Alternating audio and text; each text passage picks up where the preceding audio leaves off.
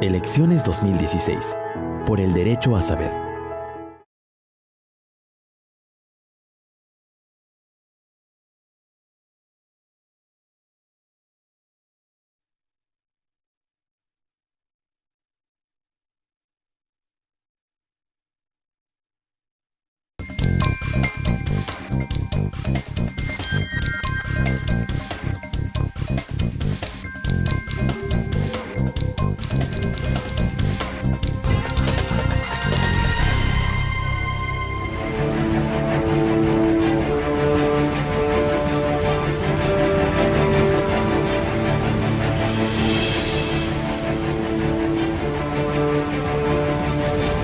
Por el derecho a saber, elecciones 2016.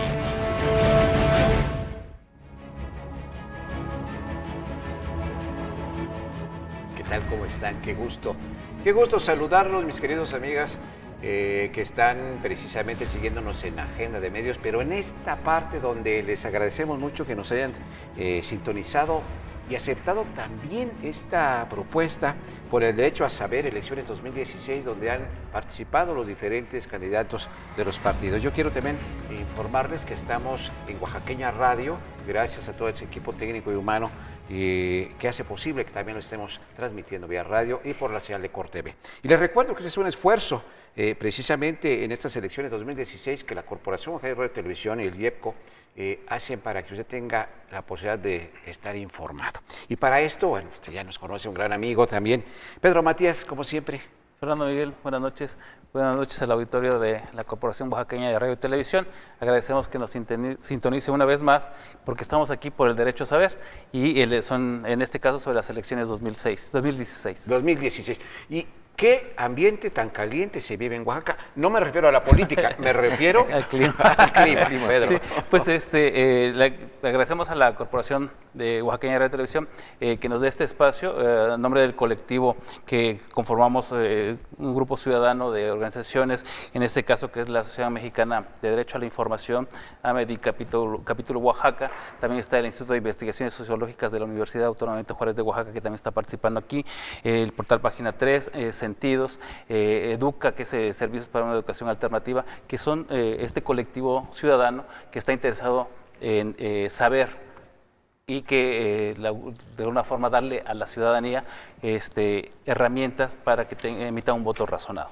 Así es. Rápidamente voy a darle un número telefónico. No sacamos llamadas en vivo, nada más es para que usted pueda mandar mensajes. Es el 951-233-5623. Más tarde se lo repito. Y hoy nos acompaña en el estudio, si me permiten, Manuel Pérez Morales, candidato a gobernador por el Partido Socialdemócrata de Oaxaca. Bienvenido, Manuel. Gracias, Fernando. Gracias, Pedro Matías. Pedro Matías por invitarnos. Gracias por estar. Y bueno, Pedro. Sí, bueno, de entrada, pues que nos gustaría que el candidato se presentara. ¿Quién es Manuel Pérez Morales y qué es lo que aspira? No, claro, con muchísimo gusto. Soy sachileño, no lo dije en mi intervención.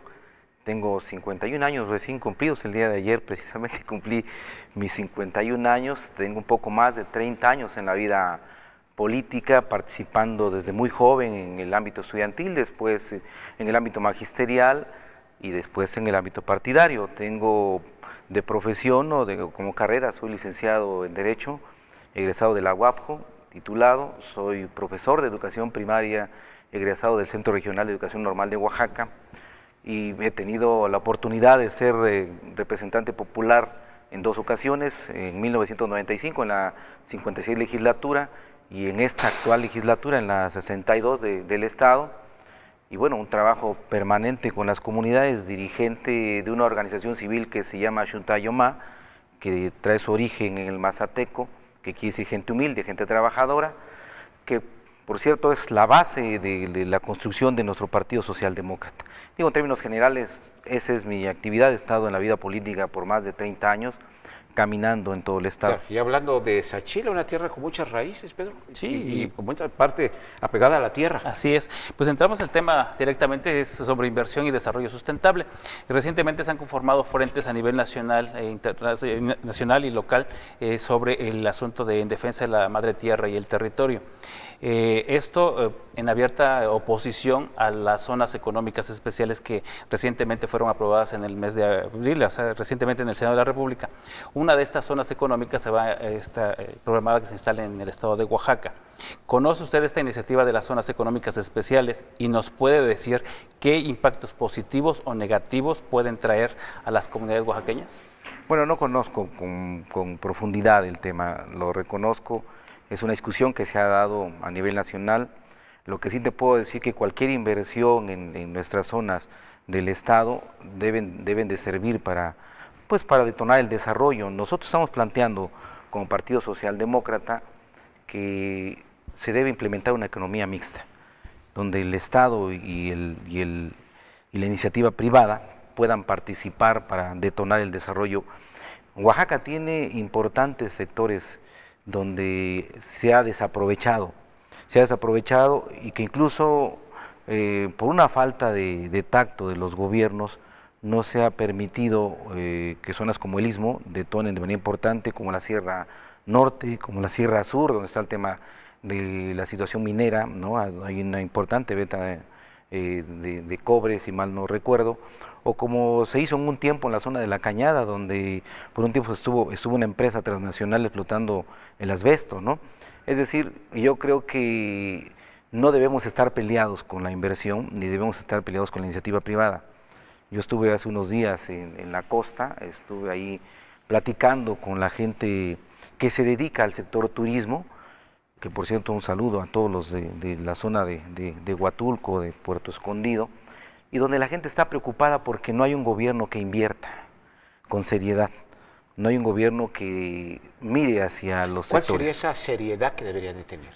Primero, que haya transparencia en la ejecución del recurso, es decir, Oaxaca, yo lo he estado diciendo en mis discursos, ha recibido y va a recibir poco más de 400,000 millones de pesos del recurso que llega de los ramos federales, tanto de las mezclas de recurso y como también de lo poco que capta el Estado.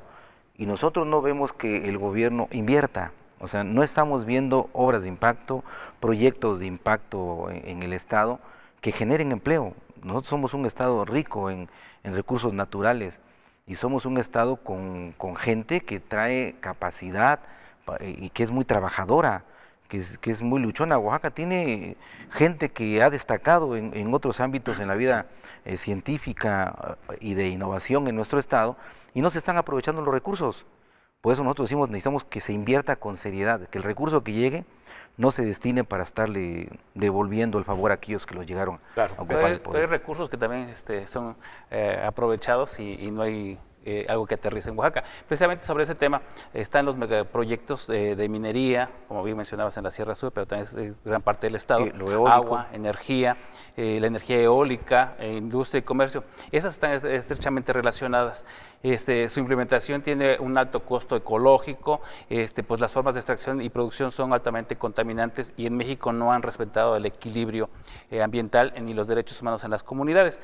¿Cuál es tu opinión de los proyectos de inversión impulsados hasta ahora en Oaxaca y cuál sería su posición frente a estas inversiones en caso de llegar a la gubernatura del Estado? No, primero yo estoy de acuerdo en la inversión. Creo que hay que invertir en el Estado y que el recurso que venga del Estado y que también venga de la iniciativa privada se tiene que invertir bien. ¿Qué hay que hacer? Evidentemente cuidar que el impacto ambiental no dañe todo un ecosistema que existe en nuestro Estado, no dañe nuestra naturaleza, porque finalmente en lugar de ganar vamos a perder.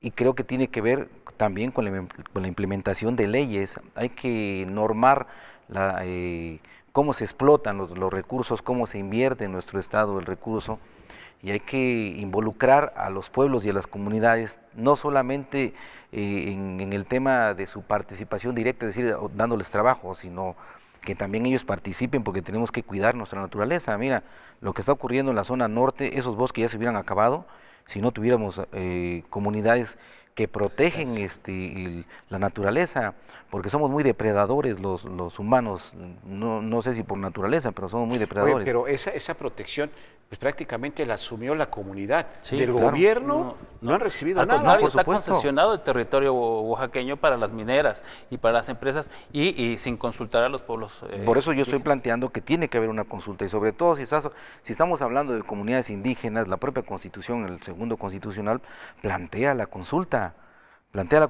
Mira, nosotros echamos abajo, por ejemplo, una reforma constitucional que se aprobó en esta legislatura, en la cual nos pusimos de acuerdo, porque sin consulta a los pueblos indígenas se estaba creando una figura que tiene que ver con la cuestión electoral, pero de alguna manera la relaciono con el tema de la inversión.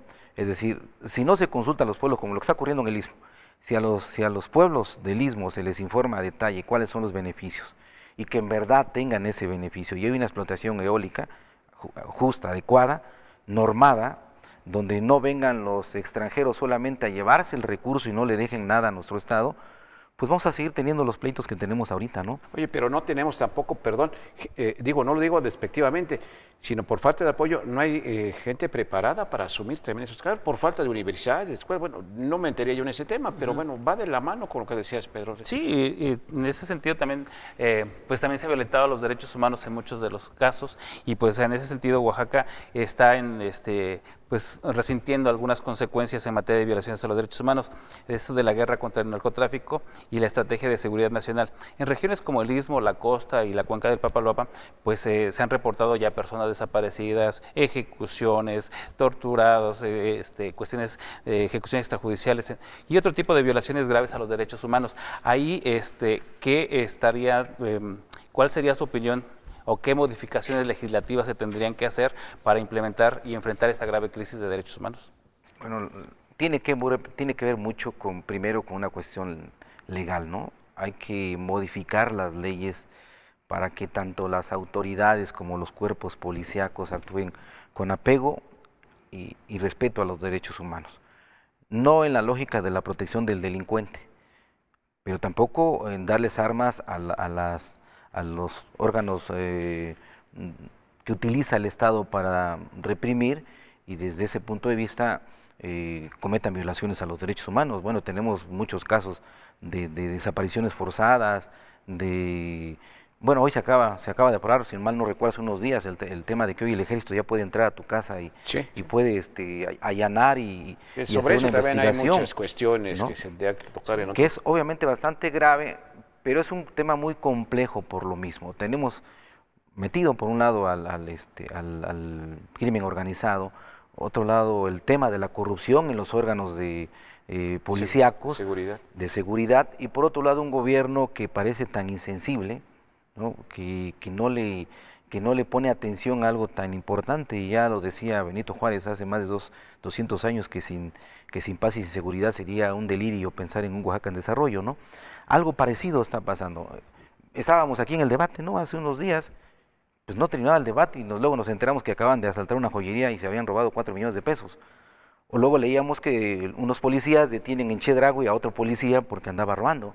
Entonces, la verdad, lo que hace falta es, por un lado, mejorar el andamiaje jurídico que tenga que ver con respeto a los derechos humanos y que también tenga que ver cómo sancionar a las autoridades que no hacen bien su trabajo, pero también por otro lado es el tema de la capacitación, de darle los recursos suficientes y necesarios a los cuerpos policíacos para que nos ayuden. Pero va de la mano derechos humanos con aplicar la ley. Sí, claro. Por supuesto, tenemos un derecho constitucional, el problema es de que no tenemos autoridades comprometidas, no tenemos a cuerpos policíacos comprometidos con su trabajo. Y bien pagados, ¿verdad, Pedro? Y bien pagados, o sea, no los tenemos bien pagados y eso nos lleva a la corrupción. Y lleva a que tengamos policías que en lugar de estar haciendo su trabajo en beneficio de los ciudadanos, pues estén prácticamente yendo en contra de ellos, ¿no? O impunidad total. Sí, y además como por ejemplo que nos vienen a instalar un reclusorio de alta seguridad y se viene a contaminar el Estado. Y que es sumamente grave, mira lo que está pasando ahorita, de verdad a mí me preocupa muchísimo. Yo estoy caminando el Estado, aunque luego no nos vemos mucho, estoy caminando el Estado, y da miedo ya andar en Oaxaca porque hay tal inseguridad. Hay un efecto cucaracha que está ocurriendo aquí en Oaxaca, es decir, agarran a los del crimen organizado o lo combaten en los estados del norte y se empiezan a acercar a nuestro estado. Y entonces estamos trayendo no solamente delincuentes que vienen a protegerse aquí al estado, sino además de eso le agregamos, como lo que tú estás diciendo, un centro de readaptación social de altísima peligrosidad, donde hoy la gente, Miahuatlán, de verdad la gente está asustada. La gente ya no vive con la tranquilidad que vivía antes de que estuviera el reclusorio. Sí había una delincuencia común, hoy ya tenemos una delincuencia organizada que de verdad está rebasando a los propios cuerpos policíacos. Sí. Hay otro tema que es muy importante. No existe un censo preciso de las personas que lesbianas, gay, transexuales, bisexuales, transgénero, transvesti, intersexo, en el país ni en el estado de Oaxaca, mucho menos. Sin embargo, hay estimaciones de la oficina en México del Alto Comisionado de las Naciones Unidas para los Derechos Humanos, en el cual señala que este sector de población oscila entre el 2 y el 8%. Asimismo, la encuesta nacional de discriminación en México señala que la discriminación y la falta de aceptación son los dos principales problemas que enfrentan estas personas. ¿Qué políticas adoptaría su gobierno en materia de protección de derechos humanos y no discriminación hacia este sector de la población? Mira, ya las ha adoptado de entrada el Partido Socialdemócrata.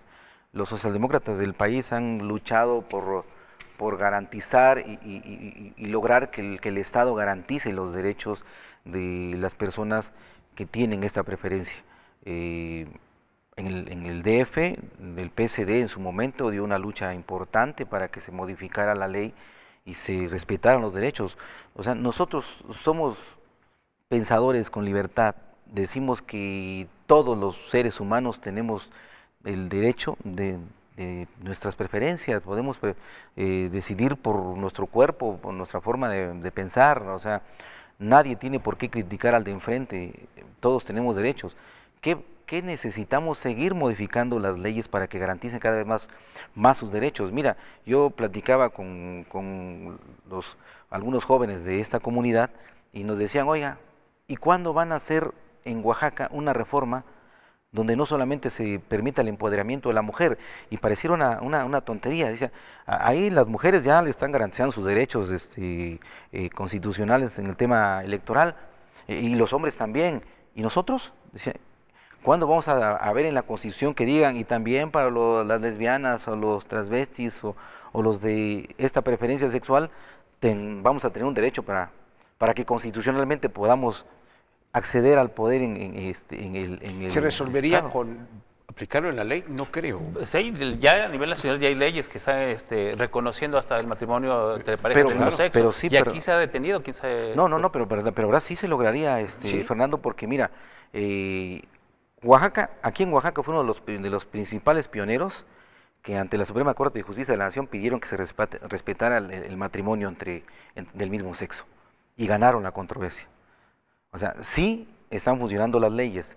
Claro, nos hace falta... Pero aquí no ha habido disposición ni también, atención a esa obviamente demanda. que no ha habido. Obviamente que aquí en la Cámara de Diputados... Y la misma sociedad, dijo, también tengamos que No, asumir pero el costo, ¿no? tiene que partir de las leyes. De si las no, leyes, pues, ¿de dónde te agarras? Sí, pero fíjate que antes teníamos un concepto en este tema de que éramos muy conservadores los oaxaqueños, y no, de verdad que no. Ya hay más libertades, ya se acepta más. Te voy a mencionar de mi propio pueblo, Sachila. Cuando yo era muy chamaco, ¿no? Hace muchas primaveras, pues entonces, cuando íbamos a ver a alguien de esas preferencias en la calle, manifestando su preferencia sexual, porque entonces ya casi lo linchaban. Oye, en mi pueblo pues ya hacen hasta desfiles, ya hacen concursos, o sea, poco a poco ha ido evolucionando, y yo creo que es también parte de que la misma sociedad, es un tema cultural que se ha ido modificando poco a poco. Vamos a hacer una pausa y regresamos. Les recuerdo 951-233-5623. Regresamos. Todo esto de las leyes, de la sociedad y todo, pero hablaban de las mujeres, pero cómo han sido golpeadas últimamente. Regresando va a abordar Pedro aquí este tema. Estamos en vivo.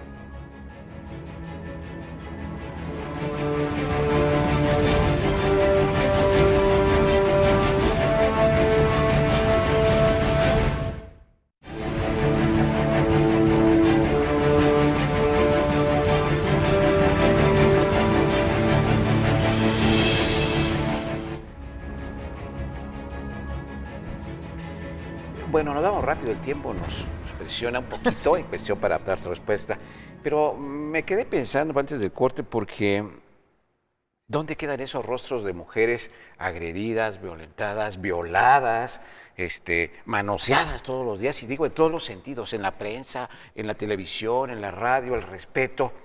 Y bueno, hay leyes, como decían, y que se aplique, y la sociedad... Pero si hay un punto que ha sido agredido en esto, es sin misericordia, son las mujeres. Pedro. Sí, así es, y entramos precisamente en ese tema sobre derechos de las mujeres y la cuestión de políticas de igualdad. La sociedad pues, básicamente se ha caracterizado por ser discriminatoria y patriarcal. justifica la violencia contra las mujeres a través de argumentos basados en estereotipos y razonamientos misóginos, impactando la normalización de estas deficiencias. ¿Qué iniciativas desarrollaría su gobierno en materia de justicia, educación y cultura para reducir la violencia contra las mujeres? Todo tiene que ver con un gobierno con una visión más amplia, que empiece a contribuir para que se modifique esta cultura que hemos traído, sobre todo del machismo, que tiene mucho que ver, ¿no? O sea, la mujer no puede ir a la escuela porque le toca estar en la casa, ¿no? O la mujer no puede participar en política porque ¿qué sabe de política? A ti te toca otra función. Y eso tiene que ver con una educación, y aquí tenemos que ver no solamente un gobierno, el ejecutivo del Estado, sino tiene que ver todas las instituciones que se involucren para que se inicie un proceso de formación, de capacitación, de educación, para que los integrantes de una sociedad sepan que todos tenemos derechos y que todos somos iguales. Se ha dado una lucha muy importante el tema del empoderamiento de la mujer, que lo han dado las mujeres, que ha logrado que los hombres cambiemos la mirada que teníamos hacia las mujeres, pero también necesitamos un gobierno, como lo dije hace un rato, humano, que entienda de que todos tenemos que ser atendidos con igualdad de derechos. ¿Será suficiente tener un gobierno o una sociedad? Porque la mujer va en la calle y es agredida. No, necesitamos fortalecer el tema de vuelvo otra vez al tema de las leyes. Las penalidades, porque si no hay sanciones claro, corporativas fuertes, pues obviamente que el delito se vuelve a repetir, ¿no? Se tiene que sancionar, yo no digo que con excesos, pero sí se tiene que fortalecer las penas en el caso del maltrato a las mujeres.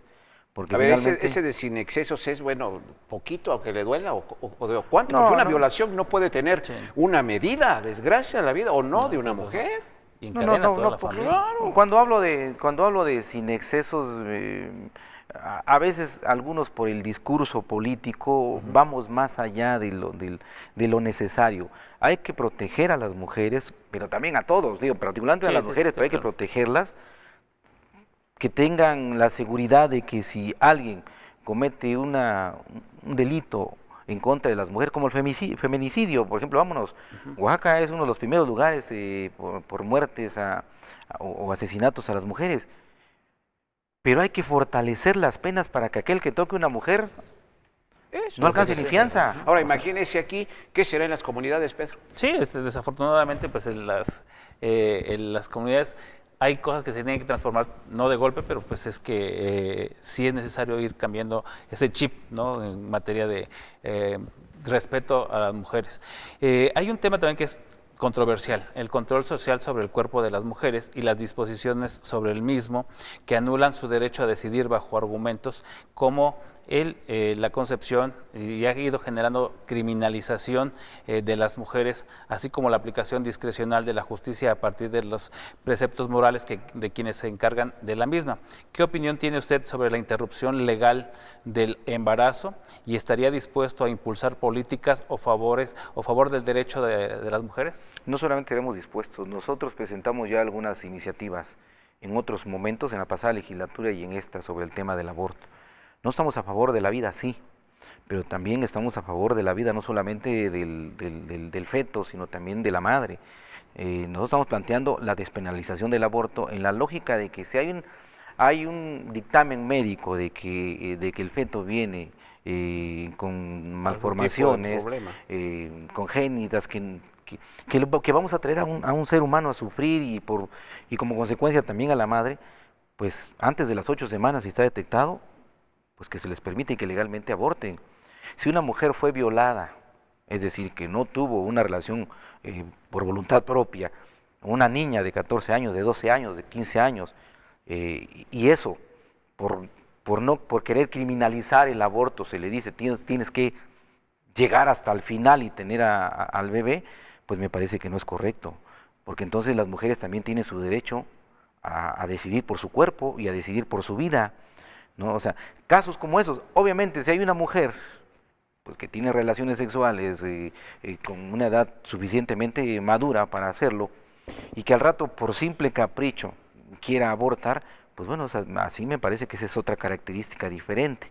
Ahí sí tendría que tratarse de otra manera, por eso nosotros planteamos, los socialdemócratas, que el aborto debe ser despenalizado con características especiales, no de manera raza o pareja. aborto, hablar de la vida, hablar de eso, Pedro.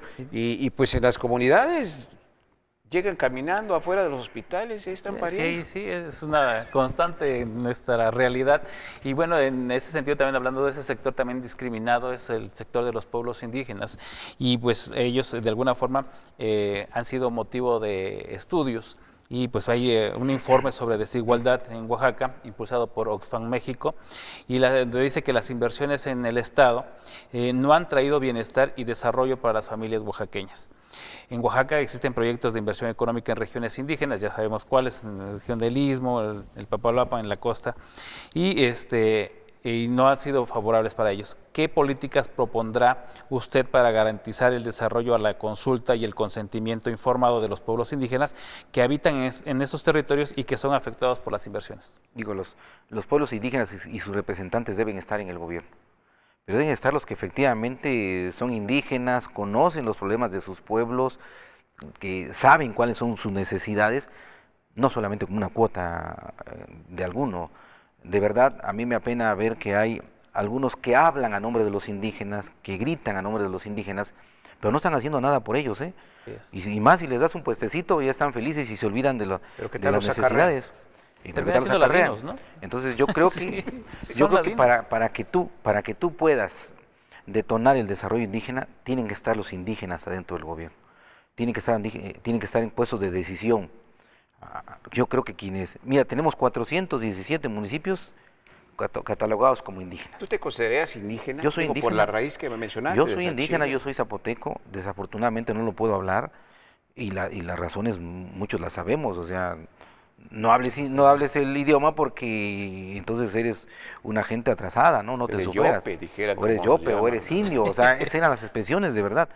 O sea, yo soy indígena, me siento indígena, y he trabajado con mis comunidades y mis hermanos indígenas, y no lo digo como discurso, yo he estado con ellos, he caminado con ellos, sé de sus necesidades, por eso digo, para que también crezcan y sean tomados en cuenta los indígenas, deben estar adentro del gobierno. Deben ser y parte de un parlamento indígena. Pero deben estar en posiciones que se decidan, son 417 que decidan, son 417 municipios.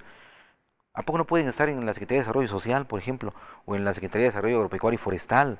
O sea, que estén ahí donde hay recursos y que vayan a dejar esos recursos. Pero los partidos políticos no los dejan porque no les conviene a sus intereses. Porque hay compromisos, porque yo lo dije hace un rato, nosotros hemos tenido durante muchos años candidatos empresarios, ¿no? O los que yo les llamo empresarios de la política.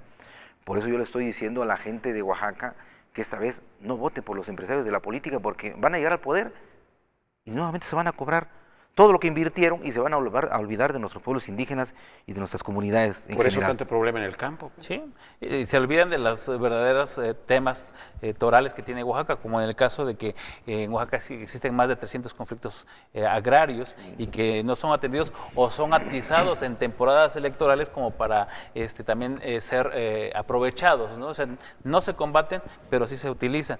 Ahí, en ese sentido, ¿qué acciones impulsaría su administración en materia de mediación, negociación y educación para aminorar estos conflictos e impedir enfrentamientos violentos entre comunidades indígenas?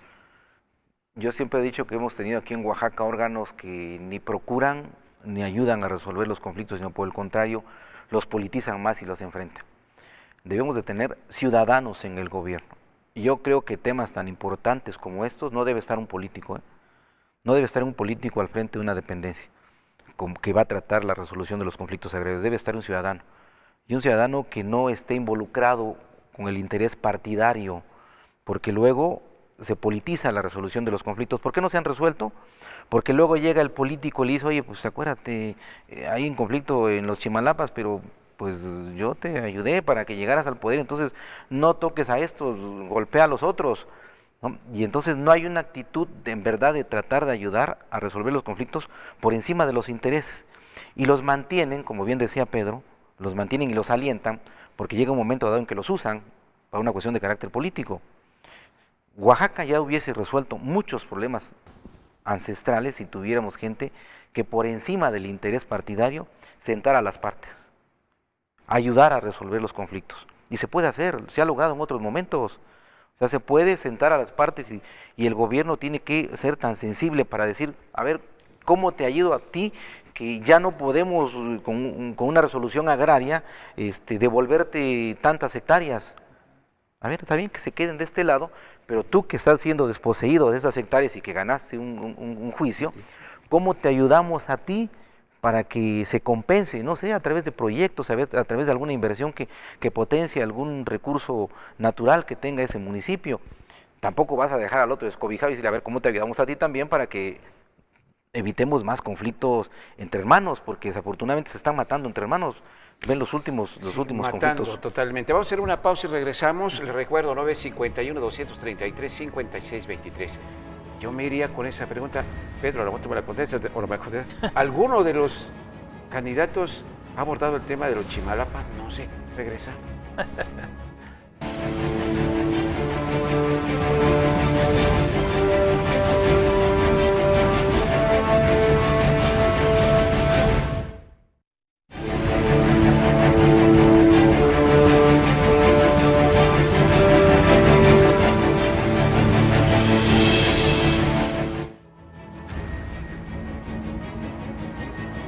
Continuamos, gracias. Estamos en este programa de Agenda de Medios, pues el derecho a estar informado también. Pedro, pues vámonos, nos queda este último bloque, la recta final. Sí, un tema que a los políticos siempre les es muy espinoso, no les gusta tocar este tema. Es sobre comunicación y el derecho a la información, pero también es sobre transparencia. Y bueno, entramos a ese tema. La transparencia y el acceso a la información pues, pública gubernamental es una de las principales conquistas ciudadanas de los últimos años. ¿Qué políticas o medidas legislativas propondría su gobierno para fortalecer lo que es la Cotaipo y evitar la opacidad de los sujetos obligados a brindar información pública? Porque muchos los ponen que hasta que después de 10 años puede ser... Mira, hay algo fundamental. Primero sí hay que perfeccionar las leyes, hay que perfeccionarlas en este tema. Pero lo fundamental es de que tú tienes que desprender la designación de estos funcionarios del Ejecutivo del Estado y de la Cámara de Diputados. Y de los partidos. Obviamente, cuando hablo de la Cámara de los Diputados es que ahí están los partidos representados. Sí. O sea, no puedes ser al mismo tiempo juez y parte. O sea, ¿cómo vas a hablar tú de transparencia? ¿Cómo vas a hablar tú de sancionar a aquellos funcionarios corruptos si tú pusiste al titular? O sea, ¿cómo le va a exigir el Ejecutivo del Estado al Contralor que lo sancione? Si es su patrón, si es su jefe, si él lo puso. Claro. Entonces, primero yo creo que tiene que modificarse ese aspecto de la ley. Es decir, quien nombre al Contralor no tiene que ser, por ejemplo, el Ejecutivo del Estado, ni lo tiene que ratificar la Cámara, o a los demás funcionarios que luego ahí se están peleando en esa legislatura. Se acaba de modificar la Contraloría, ¿no? ¿Y cuál fue el pleito?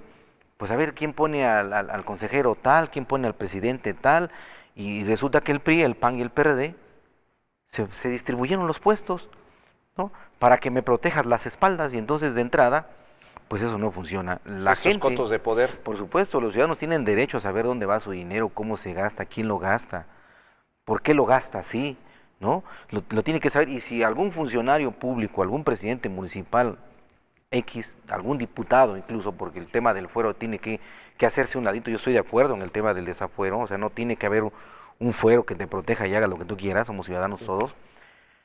Pues si hacemos un lado esos intereses partidarios y ponemos a gente que en verdad va a ser el que controle el ejercicio del recurso y sancione en su momento, vamos a dar un paso adelante. Pero si tenemos unas leyes donde el Ejecutivo o el Legislativo coloca a sus amigos para que les cuiden la espalda, pues le estamos dando al pueblo a tole con el dedo. O sea que no llegan los amigos, llegan los cuates. Pero bueno, también hablabas de las leyes y... Mire, a veces los que están atrás de una máquina, de una computadora, de las cámaras, de los micrófonos, de la prensa, de los portales, pues hay, la anterior legislación, pues se propone, ahí hay una ley que queremos que se apruebe, que queremos, y se la pasan soñando. Sí, y mañana es Día Mundial de la Libertad de Prensa.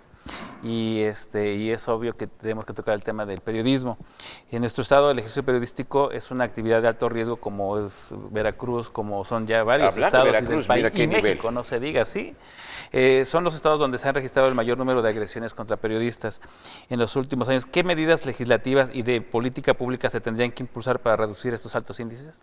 Bueno, hay en la Cámara 2 propuestas, en la Cámara local 6 propuestas. Sí. Están planteando los distintos diríamos, grupos de los periodistas en el Estado, pero que también se sigue imponiendo un tema de carácter político, ¿no? O sea, esta no porque la presentó tal grupo y ese grupo viene apoyado por tal partido, esta tampoco. Y entre los propios... esa es la razón, lo que nos está diciendo, por Sí. eso no la han aprobado. Sí, es cierto, yo lo estoy diciendo, no tengo por qué mentirlo. Sí, claro. Pero además, también los propios grupos del sector periodístico tienen problemas internos, porque dicen, no, lo que propone este grupo no es correcto, esta debe ser la buena. Nos hace falta tener una legislatura más profesional. Pero en este caso los periodistas no son los que tienen que proponer y hacer las iniciativas, claro. sino tiene que venir del Congreso para garantizar la seguridad de la libertad de prensa. No. Porque entonces nos están dejando la tarea a nosotros y ustedes son los que están cobrando. Y O eso sea, es lo que nada no más se... para levantar el dedo. Pero Sí. mira, Pedro, tiene que haber una competencia de ambos, porque finalmente si tú haces una ley, ¿a quién va a afectar? O a beneficiar Claro. a los periodistas. Entonces tienes que involucrarlos. Y yo lo único que diría a los amigos de la prensa es que nos pongamos de acuerdo. Yo, como gobernador del Estado, estaría convocando al Congreso del Estado a que se hiciera una consulta por encima de los intereses con todos los periodistas. O la verdad es que hablaba de amigos. Lo que pasa es que los periodistas creo que no somos sus amigos por eso. No, y además no. porque sí, entiendo la postura que dices, pero hay que saber diferenciar cuando alguien se te presenta una iniciativa para garantizar que tú cumplas con tu papel de ejercer la libertad de expresión. Y aparte, cuando alguien presenta iniciativas para tener beneficios y concesiones que como Por eso, ciudadano Pedro, debemos por eso, tener, Pedro, perdón pero que te interrumpa, pero ahí hay somos que involucrar. Mira, pongo de manera análoga al tema de la ley de educación, ¿no? Está bien, llegaron 7 iniciativas. Queríamos legisladores, yo lo planteé, que discutiéramos las iniciativas, todas. Pero luego teníamos la presión del magisterio diciendo, no, tiene que ser la nuestra. Bueno, yo que estoy proponiendo, pues que en la discusión se abra con los legisladores, y en este caso el sector periodístico, con todas las expresiones. Yo creo que se pueden armar foros donde puedan estar los legisladores y decir, a ver, esto es lo que pensamos. Y después que los legisladores lo afinen con la técnica legislativa, Claro. y procurando en todo momento proteger los derechos de los Legislar, periodistas. Pedro, Sí, política legislar. y proceso electoral. Seguimos hablando de temas escabrosos. Bueno, en Oaxaca la legislatura actual había aprobado la figura de terminación anticipada de mandato en municipios regidos por sistemas normativos internos. Esta figura jurídica permitía que las propias asambleas comunitarias tuvieran la facultad de destituir a su autoridad que no estuviera dando resultados. Sin embargo, esta figura quedó sin efecto por la resolución de la Suprema Corte de Justicia de la Nación de declararla inconstitucional. ¿Considera usted que se tendrá que insistir en las figuras No, por jurídicas? supuesto que sí, yo creo que no solamente debe ser para las comunidades indígenas, yo creo que para los 570 municipios. Yo soy una gente convencida con el tema del referendo y del plebiscito, que son dos figuras donde la sociedad debe retomarlas y empujarnos a los legisladores a que se mantengan Pero y se si ya ejecuten. está, pero Ya está, pero con- tenemos un no ejecutivo se que dedique, no las quiere implementar, o sea, y tenemos un legislativo que por intereses, insisto, nuevamente por intereses partidarios, no. ¿Quién se opuso al tema de la terminación anticipada del PRI? El PRI y el PAN. Fueron los dos partidos fundamentalmente y el PRD, ¿no? Que se opusieron a este tema. Fue una discusión prolongada y larga. ¿Qué es parte de A ver, este pregunta vayamos que tienes, a la propia Constitución. El pueblo tiene en todo momento el derecho de poner o quitar a sus autoridades porque se supone que el pueblo las pone. 570 municipios. Sí, Pedro. además son 570 municipios con 700 agencias No municipales. te funciona un municipio, no te funciona una autoridad, ¿qué hay que hacer? Pues hay que quitarla. En caso de llegar a la gubernatura, ¿avalaría este tipo de políticas de seguridad nacional como es el mando único? Yo creo que sí va acompañada de la profesionalización y va acompañada de apoyar con más recursos a los policías. No podemos tener policías que no traen ni chalecos, que no traen buen armamento, que no tienen un buen salario, que no tenían pensión hasta hace poco que se creó esta ley, y estamos hablando de un sector bastante vulnerable. Tiene que ir acompañada de eso. Si tienes un policía profesional, capacitado, y con todo respeto para mis amigos policías, pero pues que no anden ahí con su pancita chelera porque pues no nos ayuda mucho. Si tenemos policías capacitados, tiene que haber un mando único, sí. Yo sí estoy de acuerdo con el mando único, porque creo que el tema de la seguridad no es un tema que competa nada más al municipio o al Estado. más ahora como está el país, le compete a los 3 niveles de gobierno. Pero estar preparado no es garantía de que van a ser efectivos. Y aquí está dejando a un lado también la cuestión de los policías municipales. Muchos de ellos son topiles que se rigen por un sistema de cargos que es servicio y no cobran, no les pagan. Por eso Entonces, hablamos de la capacitación y por eso hablamos de la profesionalización. Si yo en una comunidad indígena, mi servicio es de 1 año, no me van a capacitar cuánto tiempo para que yo sea policía, si yo no voy a ser policía. Además nadie le daría la lana. Sí, pero fíjate que normalmente, Pedro, el tema de la inseguridad no permea tanto en las comunidades indígenas precisamente por eso. Pero al hacerlo único, pues que estaría contaminado todo el estado. No lo contaminas, Pedro, porque de alguna manera tú estás hablando de una coordinación donde va a haber un órgano que va a estar rigiendo a los policías. Pero si es de un crimen organizado. Y así tú puedes estar 1 año, pero si tú tienes un policía como las comunitarias, yo conozco a mis policías comunitarias comprometidas con su gente, ellos no necesitan andar con un cuerno de chivo, un gran rifle de asalto, ellos con su garrote y con sus vinzas. Pero bueno, ese efecto cucaracha hablaríamos también cómo le repercute. Nos queda 1 minuto prácticamente. Sí, bueno, pues ahora sí, con la última pregunta. ¿Qué opinión tienes sobre la presencia de la Gendarmería Nacional y la Policía Federal en nuestro estado para enfrentar problemas sociales? Esto lo vivimos el año pasado. En caso de llegar a la gubernatura, ¿avalaría este tipo de políticas de seguridad nacional? No, yo sigo insistiendo en la profesionalización de la policía, porque desgraciadamente hoy tenemos al ejército fuera de los cuarteles, tenemos a la Policía Federal cumpliendo otros papeles por falta de una policía profesional y bien capacitada y con los suficientes los recursos y elementos necesarios para cumplir con su función. Por eso yo hablo de un gobierno inversor. Se tiene que invertir en seguridad, hay que meter recursos a la seguridad para que tengamos policías capacitadas y entonces no estemos necesitando, no tengamos policías cómplices o no tengamos policías que se dedican a robar o a asaltar o a convertirse en secuestradores porque no tienen un recurso decoroso, un sueldo decoroso pues para mantener a su familia. Pues nos vamos, Pedro. Nos despedimos. Les recuerdo que estamos en vivo también en Oaxaqueña Radio. Pedro, antes de irnos. No, pues muchas gracias y qué bueno que accedió a venir porque hay otros que se han negado. No, pues yo vengo las veces que me inviten. Muy bien. Con mucho gusto. Y estamos por el derecho a saber, porque la ciudadanía, ya también hay el derecho a que la ciudadanía debe estar informada, ¿no? Y de réplica. Claro. Bien. Pues mucha suerte si llegas a ser gobernador, ten seguro de que aquí quedó grabado esto, de que aquí te lo podemos decir, mira, lo que dijiste si no lo cumpliste, ¿no? Mucha suerte y nada más no nos engañes a los oaxaqueños si llegas a ser gobernador. No, por supuesto que no, yo espero que no. Digo, va a ser la sociedad finalmente quien nos tenga que vigilar. Bueno, gracias, descanse, les recuerdo, la próxima semana, lunes, estaremos aquí con ustedes, una cita y un compromiso por el derecho a estar informado, por el derecho a saber. Descanse.